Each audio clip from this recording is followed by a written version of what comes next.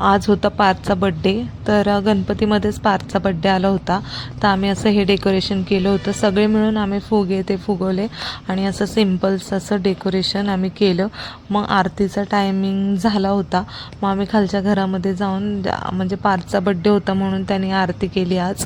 आणि आरती झाल्यानंतर आदवेद रडायला लागला, कारण की पार्थला घेतलं होतं ह्यांनी. त्याला पण पप्पांबरोबर म्हणजे आदवेदला जायचं होतं.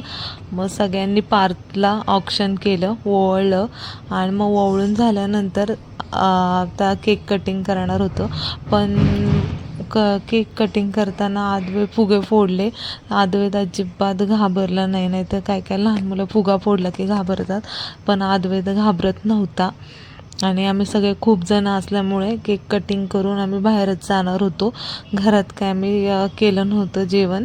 तर मग गिफ्ट दिलं तन्मयनी त्याला गाडी म्हणून. आणि मग त्यानंतर मग केक सगळ्यांना कटिंग करून दिला आम्ही.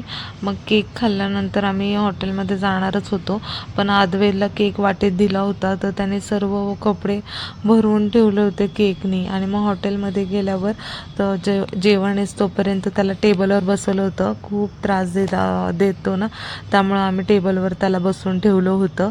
आणि मग त्यानंतर जेवण आलं, मग आम्ही जेवण स्टार्ट केलं. आणि आदवेदला काय मी घरातूनच जेवण आणते, त्यामुळं त्याला सूप तेच पाजलं होतं मी. अशा प्रकारे बड्डे सेलिब्रेशन झालं. आणि मग फोटो त्याला थारवर उभं करून आम्ही त्याचा एक फोटो काढला. त्याला खूप आवडतं, म्हणजे गाड्या दिसल्या की उभं राहायचं असतं.